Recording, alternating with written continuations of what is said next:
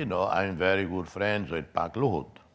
Luhut Binsar Pandjaitan, Yeah, the coordinating minister now. Yes, I met him when he was a student.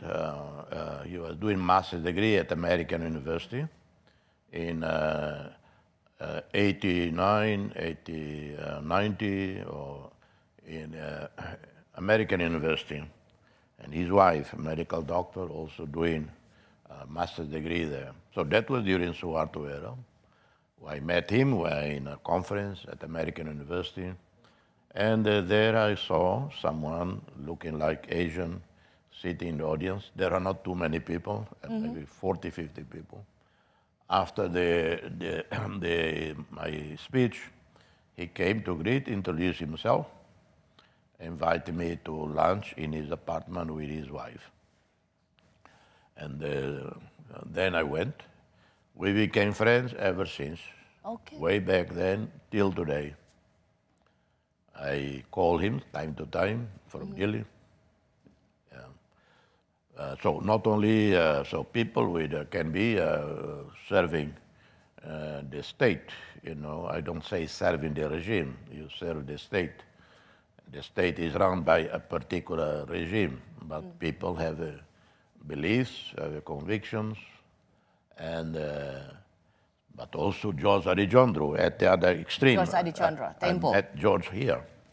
And, I mean, if you had friends with Joko Adijondro, it made sense, or late Agus Parengkuan, that's also made sense to me. But yes. if you had friends with Pak Luhut Panjaitan, his army forces. Hari Kawilaran, Sabah Siajan, and even though I was on the opposite ends of the diplomatic situation, I got a very good relationship with Foreign Minister Ali Alatas. Yeah, Pak Ali Alatas. Very good man, very good diplomat. Yes.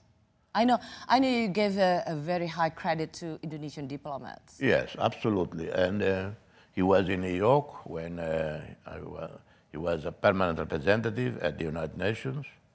We crossed paths in the long corridor of the UN. We greeted each other, and so all is polite. One thing is Indonesian diplomats, during the struggle, when they saw me in New York, in Geneva, or wherever, they were always polite. Unlike some countries, in relation to our situation, the diplomats start punching and demonizing, fighting, insulting, never with Indonesian diplomats. This is highly trained, highly out. educated. I'm sorry, Mr. President. This is I'm trying to figure out how come you, as the what's so called in the past years, what's so called the enemy, but in fact you actually had friends, Indonesian friends. Yes. How this friendship?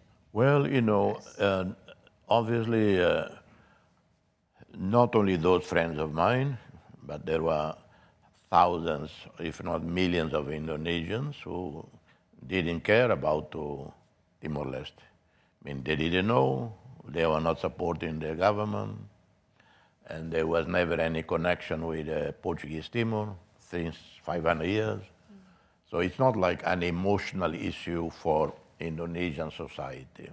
There are some situations with, like for instance, Serbia with Kosovo, a profound emotional connection between Serbia and Kosovo. Yes. With Timor Leste, most Indonesians didn't know because it was a very recent acquisition. So many Indonesians, didn't care. And many who knew, they cared because some Indonesians went to jail in Sipinang because of East Timor, like Arif Budiman, now MP, Member of Parliament, I think he still is. He was in... he's still there. Yeah, so some went to jail and some, George Adijondro, the first foreign person in the world who began to support our struggle was George Adijondro. Way back in '74, he was with Tempo. I went to Tempo office When I first came to Indonesia, June '74, I went. Tempo office at that time was very simple, and I had lunch with them, and they put me on the cover of Tempo issue of June '74. I was the cover. So there are some Indonesians and many more. Radio Netherlands, Bahasa Indonesia, Radio Netherlands was very frequent covering of Timor Leste. BBC in England,